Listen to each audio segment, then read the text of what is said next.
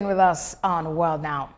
Sudan's paramilitary rapid support forces have turned the once safe Zamzam displacement camp in North Darfur into a military barracks, worsening an already dire humanitarian crisis.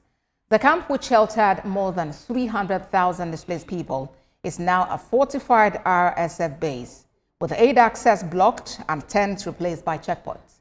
Eyewitnesses and aid groups describe famine conditions and warn that civilians are either trapped or fleeing again. International bodies have condemned the militarization of humanitarian spaces, calling it a breach of international law and demanding immediate access and protection for civilians.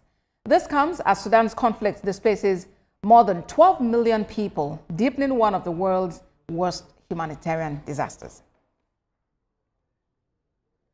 Senior Coordinator, African Students for Liberty, Charles Nyankumbo, joins me from Kenya via Zoom to discuss the Sudan crisis. Mr. Nyankumbo, the situation in Sudan is becoming worse by the day. Why has the war lasted this long, leaving humanitarian catastrophe in its wake? Thank you for having me. Now, the RSF team is just asserting dominance.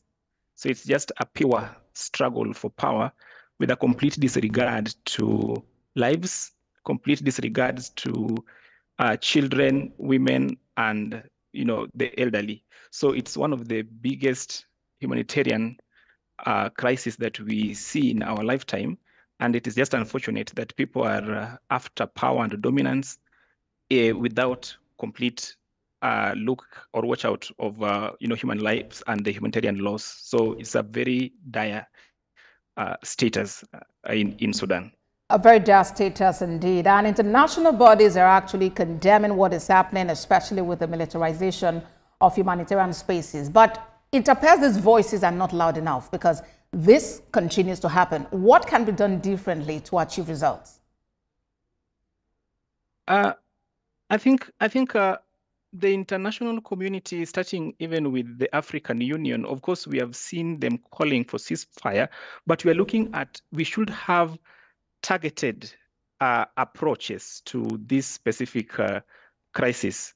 Because when we have sanctions, for example, that is not really targeted towards a specific goal, then it just becomes a normal buzz of just, pronouncements. So from where I sit, I think bodies like African Union should really assert actions. And these actions would be like, peacekeeping oversight, having diplomatic isolation of the violators. And that is greatly needed. And bodies like the United States, countries like the United States, Russia, and all that, we need to really, this is the time that that Sudan really needs, support from all corners of the world, be it from the West, be it from the East, regardless of, of where these specific groups are, because we are losing lives, we are losing millions of people are being displaced, children are, just deaths everywhere. So I think if we have targeted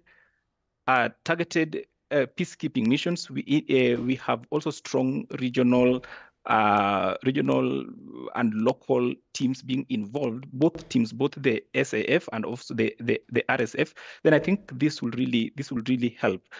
When we prioritize also, like now with Zamzam now captured, right? And Zamzam was one of the home for over 300,000 people.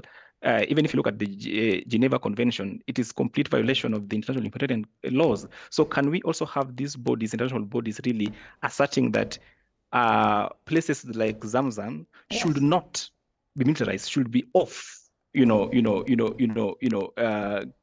wars and the conflicts that we are seeing. Yes. So that at least we have some areas that are safe, because now it appears that the entire Sudan is not safe for anyone. But Mr. Nyankumbo, yes, this again brings to the fore concerns about the authority of a body like the African Union to actually make decisions and speak and be respected by member countries. Because yes, it's been taking actions, there have been sanctions, but it doesn't appear to be working. How do we strengthen these bodies to be able to, really weigh the influence? Now, I think one of the things that I have noticed with the regional bodies like the African Union, they are more of reactive. They wait until the situation becomes dire is when they strike. But now we need cases where we have proactive approaches. I believe, like the RSF, they held a meeting in Kenya before, actually, the war intensifies. We would have some cases where at least we have proactive talks. We understand what is the situation, what is the reason why, these meetings or these were there. So all right. I think proactive approaches would be the best way, okay. Even moving forward, even other ways. Then, of course, Mr. Nyankombo, Senior Coordinator, African Students for Liberty, Charles Nyankombo, thank you for your time on World Now. Thank you for having me.